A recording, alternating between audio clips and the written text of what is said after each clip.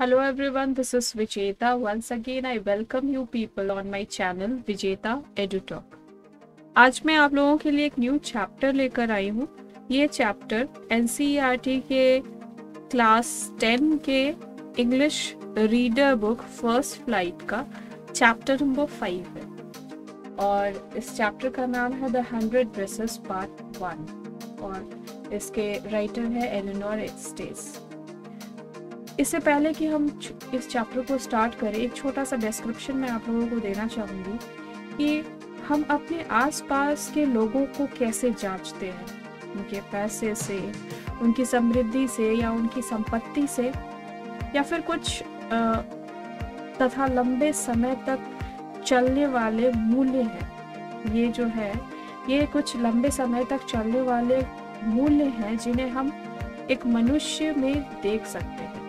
क्या? पैसा, समृद्धि, संपत्ति।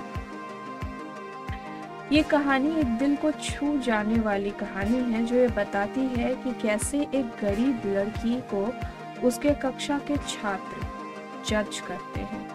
उस बच्ची का नाम है वांडा पेट्रोल्स्की। ये पोलैंड की लड़की है जो अमेरिका के एक इलाके में दूसरे अमेरिकी बच्चों के साथ स्कूल जाती है।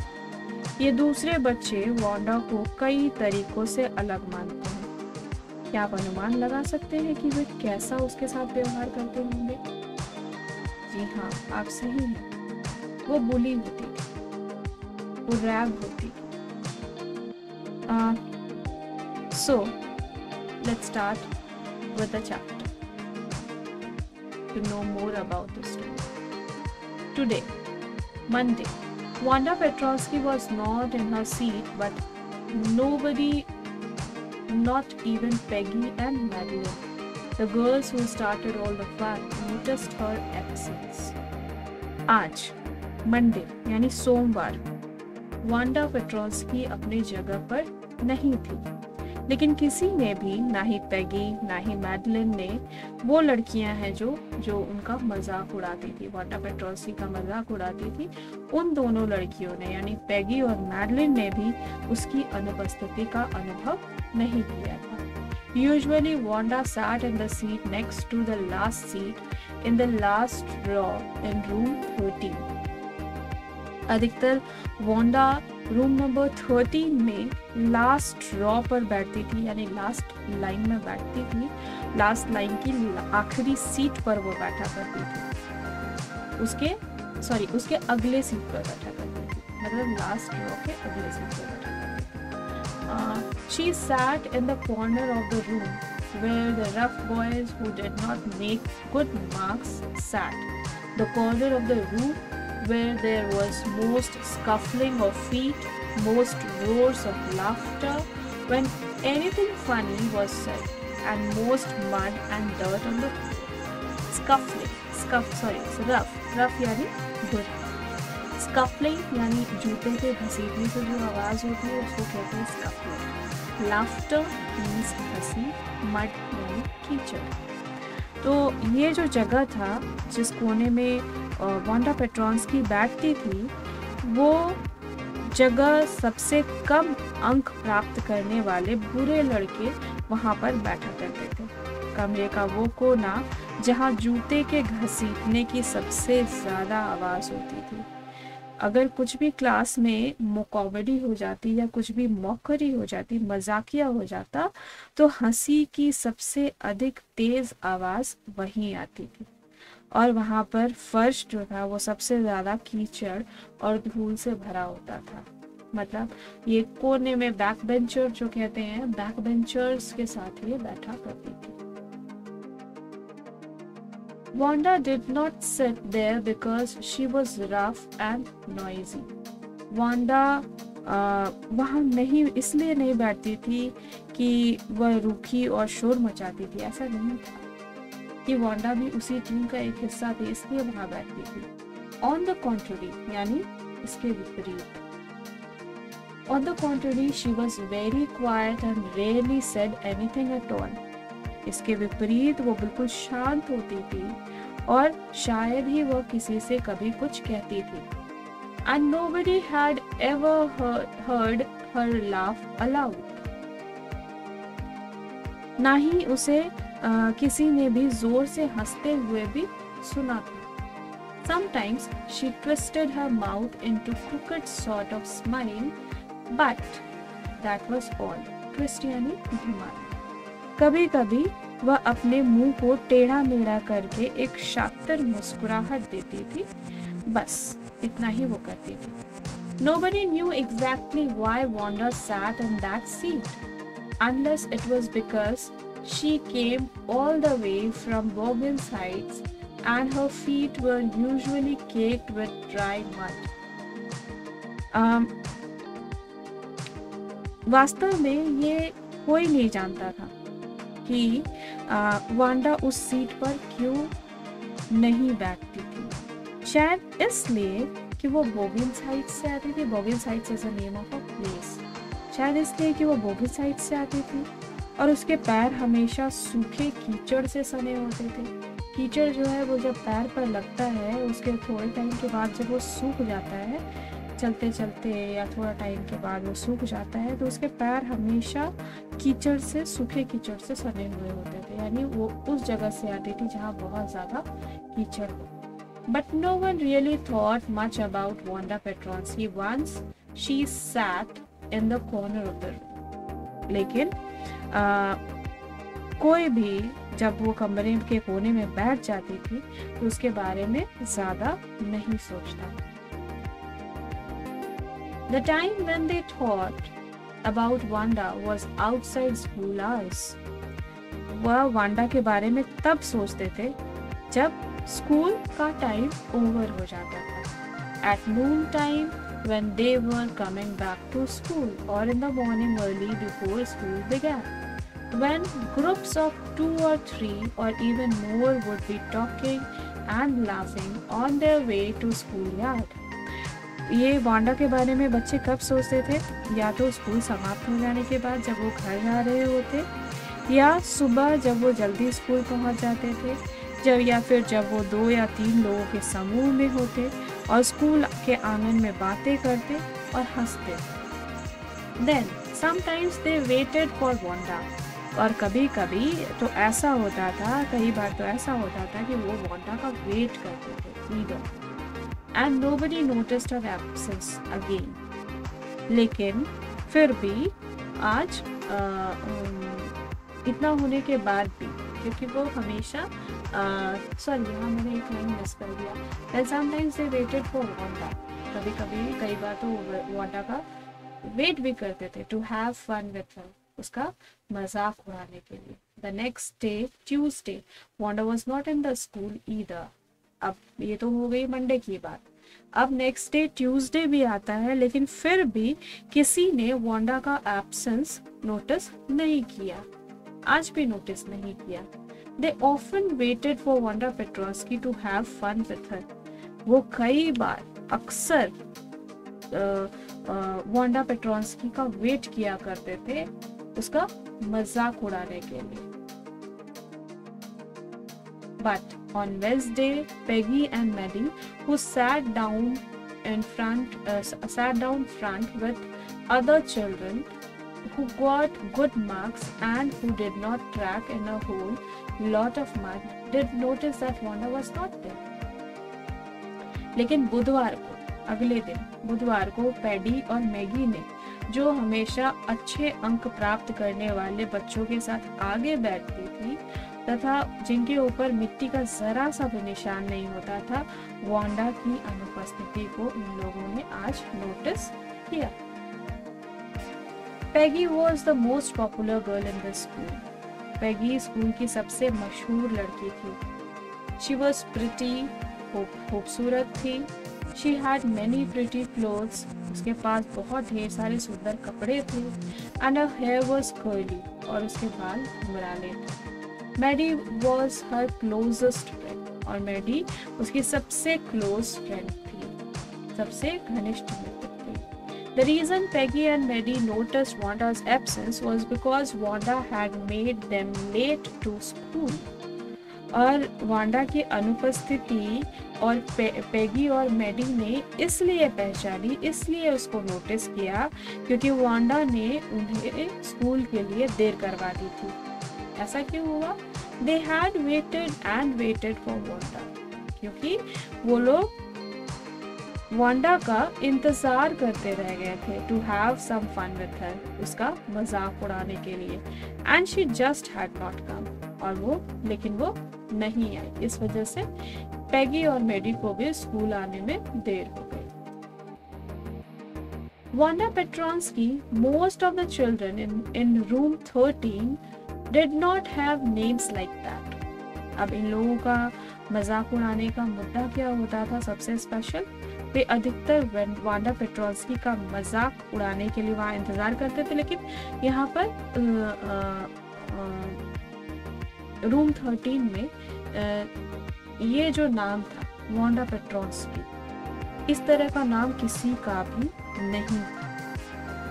और सबसे ज्यादा मजेदार मजा लोग बच्चे किस बात का उड़ाते थे? उसके नाम का। They had names easy to say like Thomas, Smith and Ellen. उन लोगों के पास उन लोगों के नाम बहुत सरल हुआ करते थे, जैसे थॉमस, स्मिथ, एलन, इस तरह के।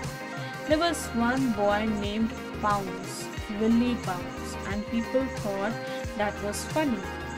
एक लड़का का नाम था उनके क्लास में, उसका नाम था बाउंस, विली बाउंस, और जो कि काफी मजाकिया समझा जाता था, but not funny in the same way that Petronsky was. लेकिन ये उतना ज़्यादा फनी नहीं था जितना पेट्रोंस्की सुनाई देता है। अजीब सा नाम, उन लोगों के हिसाब से ये नाम जो था ये क्या था? कॉमेडी लगता था, बड़ा अनयूजुअल सा नाम था, और इसीलिए बच्चे उसका मजाक उड़ाया करते थे। Wanda did not have any friends. Wanda की कोई भी फ्रेंड नहीं थी। She came to school alone and went home alone. वो अकेले स्कूल आती थी और अकेले ही घर भी जाती थी। She always wore a faded blue dress that did not hang right. वो हमेशा एक फीके नीले रंग का, faded means फीका, एक फेडेड यानी फीका नीला रंग का ड्रेस पहनती थी, जो कि उसको सही तरीके से फिट भी नहीं आती थी। It was clean, ये साफ थी, but it looked as though it had never been ironed properly.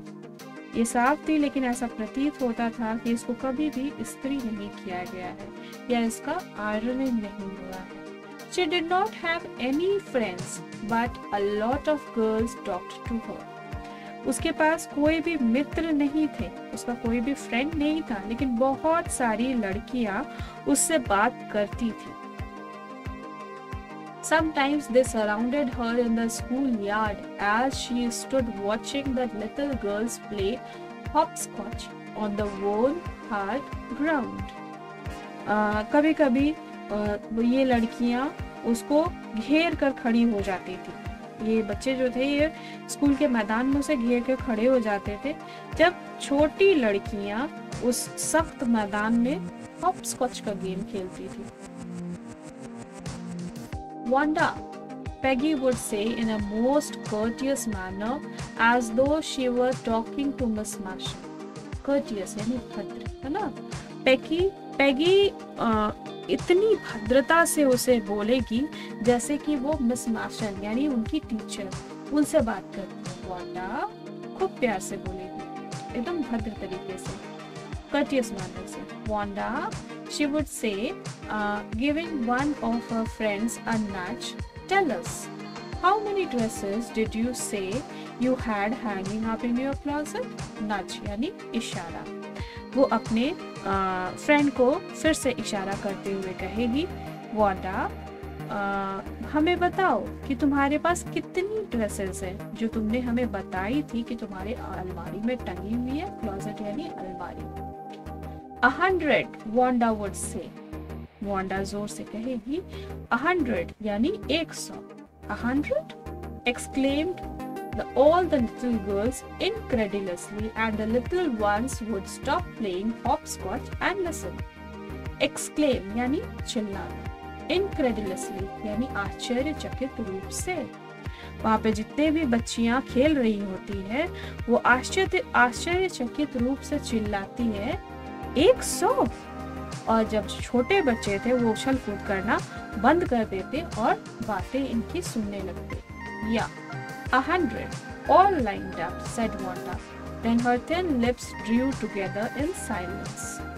और इस पर वांडा फिर से उत्तर देती, हाँ 100, सभी एक कतार में। और तब वो अपने पतले से होठों में चुप्पी उसके बाद चिपक जाती, यानी चुप हो जाती है। What are they like? All silk, I bet, said Peggy. Peggy इस पर कहती है कि वो सब कैसे दिखती है, सभी रेशमी होंगी, मैं शर्त लगाती हूँ। या ऑल सिल्क ऑल कलर्स। इस पर वांडा आंसर करती, हाँ सभी रेशमी है और सभी रंगों की है। Velvet to. फिर पेगी कहेगी, मखमल की भी है। या velvet to, 100 dresses, Wanda would repeat stolidly, all lined up in my closet. Stolidly यानी निरुत्साह से, closet यानी अलमारी।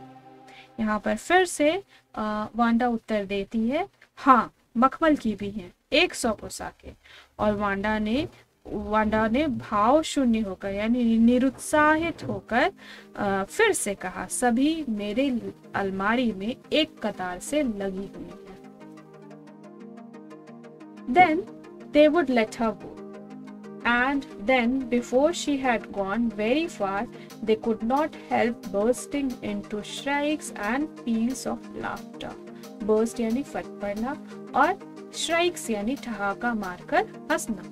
इसके बाद उसे लोग जाने देते और उसके कुछ दूर जाने से पहले ही एक जोरदार हंसी फूट पड़ती, यानी जो अपने आप को ये लोग हंसने से रोक नहीं पाते और वैसी हंसी ठहाका मारकर फूट पड़ती।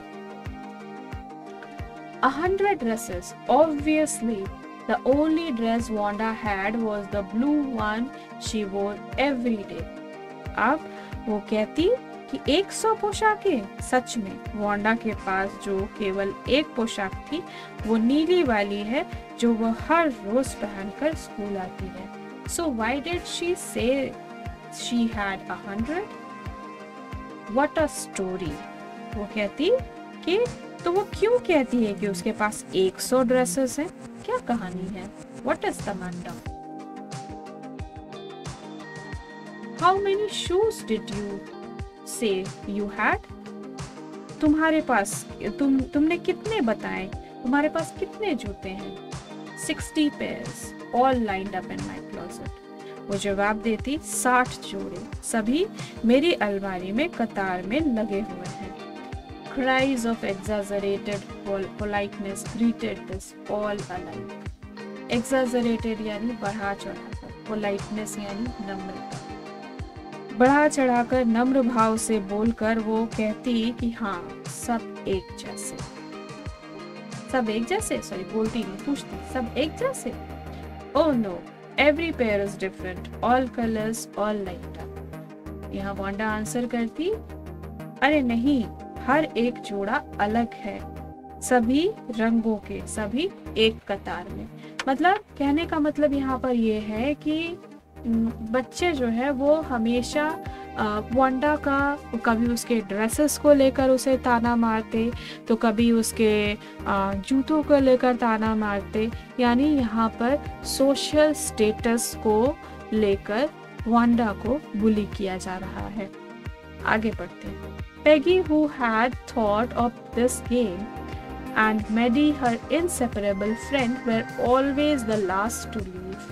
Inseparable मतलब जो अलग ना हो सके, यहाँ पर कहने का मतलब है घनिष्ठ मित्र। तो पैगी जिसने ये खेल सोचा था और मेडी जो उसकी प्रशंसनीय, जो अलग ना हो सके, inseparable friend, सबसे अंत में निकलती। Finally, Wanda would move up the street, her eyes dull and her mouth closed, hitching her left shoulder every now and then in a funny way she had, finishing the walk to the school alone. Hitching यानी हिचकोले खाते हुए। आखिर में Wanda गली में चलना शुरू करती। उसकी आंखें उदास और उसका मुंह बंद, अजीब तरीके से उसका बायां कंधा हिचकोले खाता हुआ वो बिल्कुल अकेले अपने स्कूल का रास्ता तय करती। Peggy was not really cruel. Peggy वास्तव में क्रूर नहीं थी.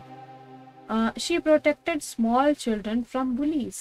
वो छोटे बच्चों को ताकतवर, बुलीज यानी बदमाश या ताकतवर बच्चों से बचाती थी.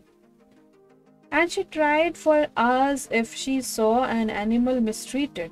और वो घंटों तक रोती, अगर मिस्ट्रीट यानी दुर्व्यवहार, वो घंटों तक रोती यदि वह किसी जानवर के साथ दुर्व्यवहार होता देख लेती. Don't you think that is cruel way to treat Wanda? क्या उस वांडा के साथ ऐसा व्यवहार करना क्या आपको नहीं लगता कि क्रूर है? She would have been very surprised. वो चकित रह जाती अगर उसे कोई कह देता कि तुम तो बच्चों को, छोटे बच्चों को बदमाशों से बचाती हो, एनिमल्स को भी अगर दुर्व्यवहार अगर कोई कर दे तो तुम घंटों तक रोती हो. तो तुमको नहीं लगता कि वांडा के साथ ऐसा व्यवहार करना क्रूर है? वो आश्चर्यचकित हो जाती. क्रूर? Why did the girl say she had 100 dresses? उस लड़की ने ऐसा क्यों कहा कि उसके पास 100 ड्रेसेस है? Anybody could tell that was a lie. कोई भी कह सकता है कि वो केवल एक झूठ है. Why did she want to lie? वो झूठ क्यों बोलना चाहती है? And she was not just an ordinary person. और वह कोई मामूली इंसान नहीं है. Else, why did she have a name like that? Anyway, they never made her cry. वो कहती है कि वो कोई मामूली इंसान नहीं है, नहीं तो उसका नाम ऐसा क्यों होता.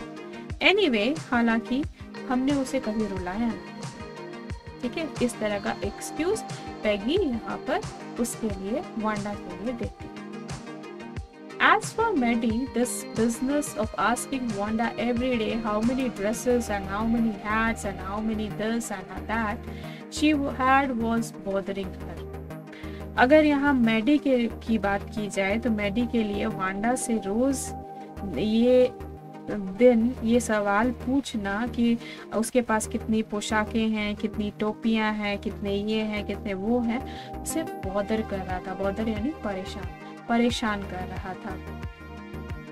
Maddie was poor herself. Maddie खुद भी गरीब थी. She usually wore somebody's hand me down clothes. वो खुद भी ज्यादातर दूसरों के पुराने या दान किए हुए कपड़े पहनती थी. Thank goodness she did not live up on Boggins Heights or have a funny name. वो भगवान का शुक्रिया अदा करती कि वो बॉगिन्स हाइट्स में नहीं रहती थी और उसका कोई मजाकिया नाम नहीं था. Sometimes when Peggy was asking Wanda those questions in that mocking, polite voice, Maddie felt embarrassed and studied the marbles in the palm of her hand. कभी कभी मॉकिंग यानी नाटकीय, पोलाइट यानी नम्र, एम्बैरेस्ड यानी शर्मिंदा. कभी कभी पेगी जब वांडा से नाटकीय नम्र आवाज में प्रश्न पूछती, मैडी को शर्मिंदगी होती, वो शर्मिंदा हो जाती, वो एम्बैरस फील करती और अपने हथेलियों में जो कंचे वो पकड़े होती उनको देखने लगती.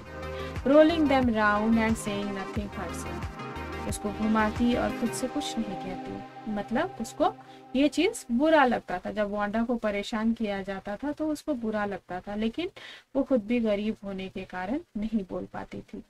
Not that she felt sorry for Wanda exactly. ऐसा नहीं था कि वह असल में वांडा के प्रति बुरा मानती थी, क्योंकि वो खुद गरीब थी. She would never have paid any attention to Wanda if Peggy had not invented the dresses game. वो वांडा की तरफ उसका कभी ध्यान ही नहीं गया होता यदि पेगी ने उसका वो पोशाकों वाला, ड्रेसेस वाला गेम स्टार्ट नहीं किया होता. तो But suppose Peggy and all the others started in on her next. मतलब लेकिन मानो कि अगर पैगी और बाकी सब ने यही खेल उसके साथ खेलना शुरू कर दिया तो, यानी मैडी को खुद के लिए भी डर लगता था क्योंकि वो खुद गरीब थी और वो दूसरों का जो दान किया हुआ ड्रेसेस होता था वो पहनकर स्कूल आती थी, तो इसलिए वो डर से कुछ नहीं बोलती थी। वांडा के अगेंस्ट जो गेम चल रहा होता उस पर कुछ नहीं बोलती क्योंकि उसको लग रहा होता कि मैं भी गरीब हूँ और कहीं ये गेम मेरे साथ ना शुरू हो जाए। She was not as poor as Wanda perhaps, but she was poor. हो सकता है कि वो शायद वांडा के जितने गरीब नहीं थी, लेकिन वो गरीब थी। Of course, she would have more sense than to say she had 100 dresses. At least उसके पास इतनी समझ तो है कि वो 100 पोशाकें नहीं बोलेगी। Still, she would not like for them to begin on her. इसके बाद भी उनके द्वारा जो खेल खेला जा रहा था वो अपने ऊपर खेलना कभी भी कतई बर्दाश्त नहीं करें। She wished Peggy would stop teasing Wanda Petronsky. Tease यानी तंग करना या छेड़ना। वो चाहती थी कि पेगी वांडा पेट्रोंस्की को तंग करने का जो ये खेल है ये बंद कर दे। Today, even though they had been late to school, Maddie was glad she had not had to make fun of Wanda.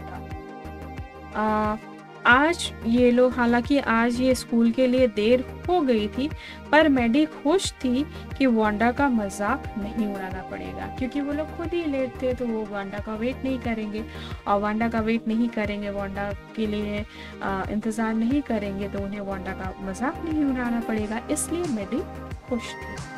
She worked her arithmetic problems absent-mindedly. Arithmetic यानी अंकगणित। उसने अपना अंकगणित का जो सवाल था वो ध्यान से नहीं किया, absent-minded होकर किया। 8 times 8. Let's see. 8 गुना 8। चलो देखते हैं। She wished she had the nerve to write Peggy a note because she knew she never would have the courage to speak right out to Peggy to say, "Hey Peg, let's stop asking Wanda how many dresses she has." अब उसके दिमाग में क्या चल रहा है, उसका maths में क्यों नहीं मन लग रहा है, क्योंकि वो उसके दिमाग में ये चल रहा है कि उसने कामना की कि वो पैगी को एक पत्र लिखने की हिम्मत उसमें आ जाए, ताकि क्योंकि वो जानती थी कि पैगी को फेस टू फेस वो कभी सामने से बोलने की हिम्मत नहीं कर पाएगी कि हे पैगी, चलो अब वांडा को यह प्रश्न पूछना बंद कर दें कि उसके पास कितनी ड्रेसेस हैं। When she finished her arithmetic, she did start a note to Peggy. जब उसने अपना मैथ्स का सवाल खत्म कर लिया, सॉल्व कर लिया, तो उसने पैगी को एक लेटर लिखना शुरू किया। Suddenly she paused and shuddered. Paused यानी रुक जाना, shudder यानी थरथराना। अचानक से वो रुक गई और थरथरा गई। ऐसा क्या हुआ? She pictured herself in the schoolyard, a new target for Peggy and the girls. उसने ये इमेजिन कर लिया कि उसने ये महसूस किया कि वो स्कूल यार्ड में खड़ी है और पैगी और दूसरी लड़कियों का नया शिकार बनी हुई है। यानी जो गेम ये लोग वांडा पेट्रोंस्की के साथ खेलते थे, अब वही गेम उसने अपने साथ होने की कल्पना कर ली, इमेजिन कर लिया। Peggy might ask her where she got the dress that she had on, and Maddie would have to say it was one of Peggy's old ones that Maddie's mother had tried to disguise with new trimmings so no one in room 13 would recognize it. Disguise यानी वेश बदलना, उसको change कर देना। Trimmings यानी काट छांट। वो उससे पूछ रही होती, पैगी शायद उससे ये पूछ लेगी कि जो पोशाक तुमने, जो ड्रेस तुमने पहनी हुई है वो उसे कहाँ से लाई है, और मैडी को बताना पड़ेगा कि ये पैगी की पुरानी पोशाकों में से, पुरानी ड्रेसेस में से एक है जो उसकी माँ ने काट छाट कर बदलने का प्रयास किया था। और जिसे रूम 13 में कोई भी नहीं पहचान पाए। इस तरह का ट्रिमिंग उसकी मम्मी ने किया था। If only Peggy would decide of her own accord to stop having fun with Wanda. Oh well. Maddie ran her hand through her short blonde hair as though to push the uncomfortable thoughts away. यदि सिर्फ Peggy अपने आप अपनी इच्छा से ही Wanda का मजाक करना छोड़ दे तो अब ये सारी चीजें मैडी के दिमाग में चल रही हैं। ओह बढ़िया, ओह well. Maddie ran her hand through her short blonde hair as though to push the uncomfortable thoughts away. Blonde means सुनहरा। मैडी ने अपने छोटे सुनहरे बालों में से अपना हाथ फिराया मानो वह उन बेकार के विचारों को दूर करने का प्रयत्न कर रही हो। What difference did it make? इससे क्या फर्क पड़ने वाला था? Slowly Maddie tore into bits the note she had started. अब धीरे धीरे मैडी ने जो लिखना आरंभ किया था, जो पत्र लिखना आरंभ किया था पेगी के लिए, उसको धीरे धीरे छोटे छोटे टुकड़ों में फाड़ दिया। She was Peggy's best friend. वो पेगी की बेस्ट फ्रेंड थी। And Peggy was the best liked girl in the whole room. और पेगी उस क्लास में सबसे ज़्यादा पसंदीदा लड़की थी। Peggy could not possibly do anything that was really wrong, she thought. और उसने सोचा कि पेगी कोई भी ऐसा काम नहीं कर सकती जो कि गलत हो। As for Wanda, she was just some girl who lived up on Perkins Heights and stood alone in the schoolyard. Wanda के विचार में वह केवल एक ऐसी लड़की थी जो बॉगिन्स हाइट्स में रहती थी और स्कूल में अकेले खड़ी रहती थी। She scarcely ever said anything to anybody. Scarcely यानी शायद ही। वो शायद ही कभी किसी से बात की होगी या कभी किसी से कुछ बोली होगी। The only time she talked was in the schoolyard about her 100 dresses. वो सिर्फ तभी बोलती थी जब वो अपने 100 ड्रेसेस के बारे में बात करती। Maddie remembered her telling about one of her dresses, pale blue with colored trimming. Maddie ने उसको याद किया कि जब वो उसकी एक पोशाक के बारे में बात कर रही थी जो कि वो फेडेड ब्लू कलर जो हमेशा वो पहन के आती और जिसमें रंगीन झालरें लगी हुई थी, ट्रिमिंग्स लगे हुए थे। And she remembered another that was brilliant jungle green with a red sash. जब वो उसके बारे में ड्रेसेस के बारे में पूछते मैगी और पेडी तो वांडा उन ड्रेसेस के बारे में बखान करते हुए कहती कि एक ब्लू कलर की है जिसमें झालरें लगी हुई है और एक वो कहती जंगल ग्रीन की है और उसमें रेड कलर का झालर लगा हुआ है। ठीक है, इस तरह का वो याद कर रही थी। You would look like a Christmas tree in that, the girls had said in pretended admiration. तो लड़कियां उसमें ये जब कहती कि वो जंगल ग्रीन और रेड कलर का झालर वाले ड्रेस के बारे में जब वांडा बताती तो जो पीछे में लड़कियां खड़ी होती वो कहती कि हाँ उसमें तुम बिल्कुल क्रिसमस ट्री की तरह लगती होगी। नाटकीय भाव से लड़कियां उसका मजाक उड़ाते हुए ऐसा कहती। Thinking about Wanda and her dresses and her 100 dresses all lined up in the closet, Maddie began to wonder who was going to win the drawing and coloring contest. Wanda और उसकी अलमारी में एक कतार में लगी हुई 100 ड्रेसेस के बारे में सोचकर मैडी चकित थी कि ये जो ड्राइंग कंपटीशन है होने वाला है इसमें कौन जीतेगा। For girls, this contest consisted of designing dresses and for boys of designing motor boats. लड़कियों के लिए ये कंपटीशन ड्रेसेस डिज़ाइन करने के लिए थी और लड़कों के लिए मोटर बोट्स को डिज़ाइन करना था। Probably Peggy would win the girls medal. संभवतः, probably means संभवतः Peggy लड़कियों का पदक जीतेगी. Peggy drew better than anyone else in the room. Peggy जितने भी वहाँ पर बच्चे थे, लड़कियाँ थी, उसमें सबसे अच्छी चित्रकारी करती थी. At least that's what everybody thought. शायद यही हर कोई सोचता था. She could copy a picture in a magazine and some film star's head so that you could almost tell who it was. वो इतना अच्छा ड्राइंग करती थी, एक पत्रिका या किसी मैगजीन से तस्वीर की नकल कर सकती थी, या किसी फिल्म स्टार का चेहरा इतना अच्छा से वो ड्रॉ करती कि आप लोग देखकर बता सकते हैं कि वो कौन है. इससे समझ में आता है कि वो कितनी अच्छी ड्राइंग करती थी. Oh, Maddie was sure Peggy would win. अब मैडी श्योर थी, उसको पूरा भरोसा था कि पेगी जीत जाएगी. Well, tomorrow the teacher was going to announce the winners. Announce यानी ऐलान करना या घोषणा करना. Well, खैर कल टीचर जीतने वाले का नाम का ऐलान करेगी, जीतने वाले के नाम की घोषणा करेगी. Then they would know.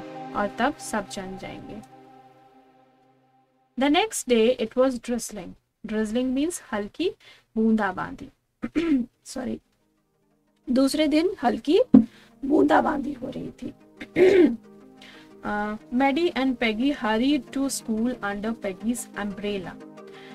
Maggi और पेगी के छाते में धीरे धीरे स्कूल की तरफ निकल पड़े. Naturally, on a day like this, they did not wait for Wanda Petronsky on the corner of Oliver Street, the street that far away under the railroad tracks and up the hill led to Boggins Heights. इस प्रकार के दिन स्वाभाविक था कि इस प्रकार के दिन में वे वांडा पेट्रोंस्की का रेल के पटरियों पर और पहाड़ के ऊपर जो बॉगिन्स हाइट्स की तरफ रास्ता जाता था वहां पर प्रतीक्षा नहीं कर सकते थे. Anyway, they were not taking chances on being late today because today was important. और वो आज देर से पहुंचने का कोई भी मौका नहीं चाहती थी क्योंकि आज का दिन महत्वपूर्ण था. Do you think Miss Masson will announce the winners today? asked Peggy. Peggy ने पूछा, तुम्हें क्या लगता है मिस मैशन आज जीतने वालों के नाम का ऐलान करेंगी? Oh, I hope so. The minute we get in, said Maddie. Of course you will win, Peg. Maddie कहती है कि हाँ, मुझे उम्मीद है जैसे ही हम पहुंचेंगे और अवश्य तुम ही जीतोगी Peggy. Hope so, said Peggy eagerly यानी उत्साह से. अब पेगी ने भी उत्साह से कहा, हाँ, उम्मीद करती हूँ. The minute they entered the classroom, they stopped short and gasped. Gasped यानी सांस फूलना या मुंह खुला रहना. जैसे ही वो कक्षा में दाखिल हुए, वे रुक गए और उनका मुंह खुला रह गया. There were drawings all over the room, on every ledge and windowsill, dazzling colors and brilliant lavish designs, all drawn on great sheets of wrapping paper. पूरे कमरे में वहां पर हर कोने में हर एक खिड़की की चौखट पर चित्रकारियां थी. चकाचौंध करने वाले रंग और सबसे खूबसूरत बड़े बड़े डिजाइनों वाली सभी लपेटने वाले बड़े बड़े कागजों में बनी हुई. There must have been 100 of them, all lined up. वहाँ लगभग 100 के लगभग एक कतार में डिजाइन्स लगी हुई थी. These must be the drawings for the contest. जरूर ये कॉन्टेस्ट की ही चित्रकारियां होंगी. They were. हाँ, ये वही थे.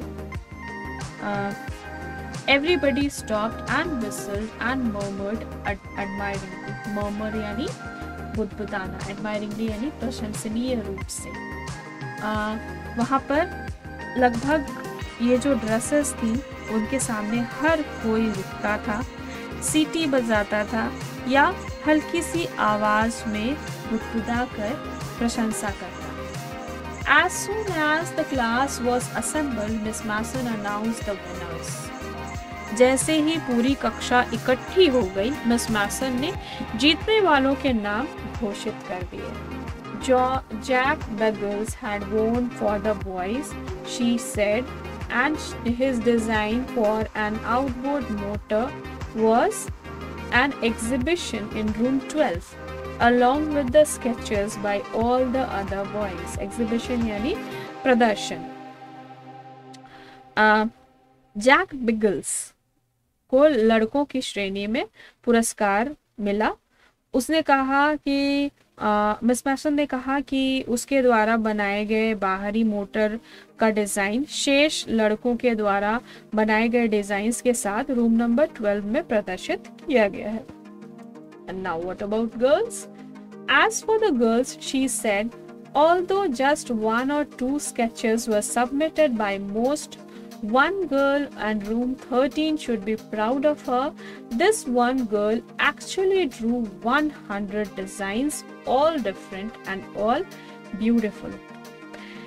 अब मिस मैसन शुरू करती हैं। लड़कियों की श्रेणी में हालांकि ज्यादातर ने 1 या 2 चित्र ही जमा करे थे, लेकिन एक लड़की और रूम नंबर 13 को उस पर गर्व होना चाहिए कि इस लड़की ने असलियत में 100 डिजाइन बनाए, सभी अलग और सभी खूबसूरत।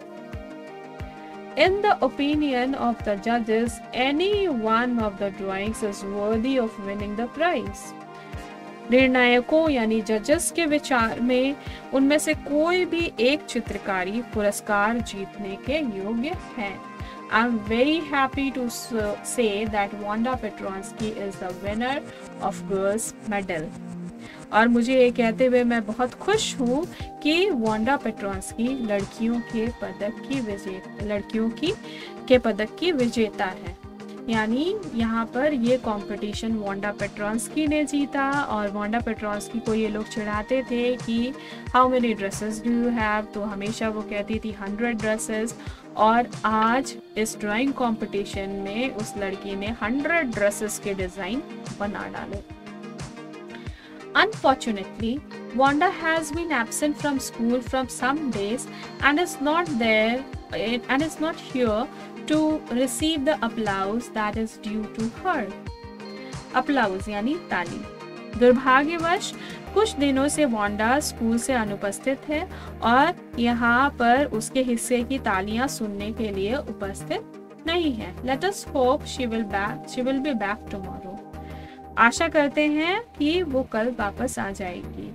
Now class, you may file around the room quietly and look at her exquisite drawings. Exquisite यानी अनूठी।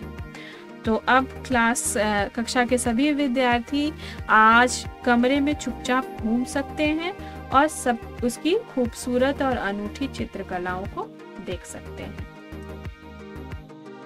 The children burst into applause and even the boys were glad to have a chance to stamp on the floor, put their fingers in their mouths and whistle, though they were not interested in dresses. अब बच्चे अचानक से जोर से तालियां बजाने लगे। यहाँ लड़के भी खुश थे कि उन्हें जमीन पर कूदने का मौका मिला। अपनी उंगलियां अपने मुंह में डालकर उन्होंने सीटी बजाई। हालांकि ड्रेसेस में उन्हें कोई दिलचस्पी नहीं थी, बस एंजॉय कर रहे थे। Look, Peg, whispered Maddie. There is that blue one she told us about. Isn't it beautiful?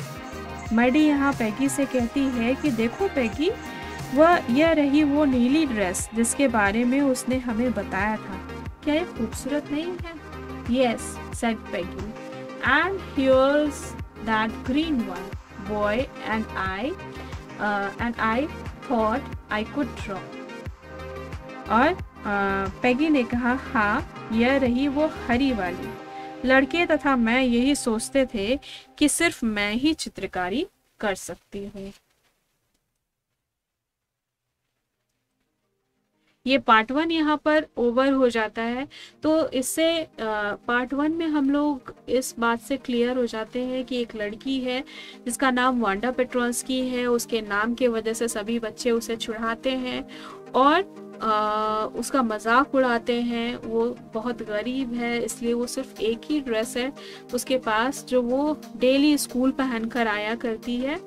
लेकिन बावजूद इन सब चीज़ों के वो कभी भी किसी से झगड़ा नहीं करती है, वो चुपचाप सारी चीज़ें सुनती है।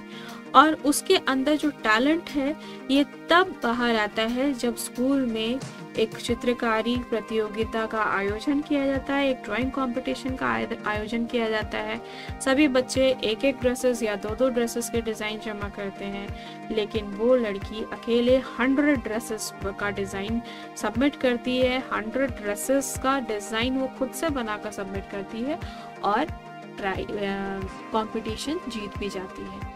अगला भाग जो है वो पार्ट 2 है। ये स्टोरी अभी कंटिन्यू होगी जो कि चैप्टर 6 होगा। If you like my explanation, the way of explanation, then please like my video, share it with others and do subscribe my channel. Thank you.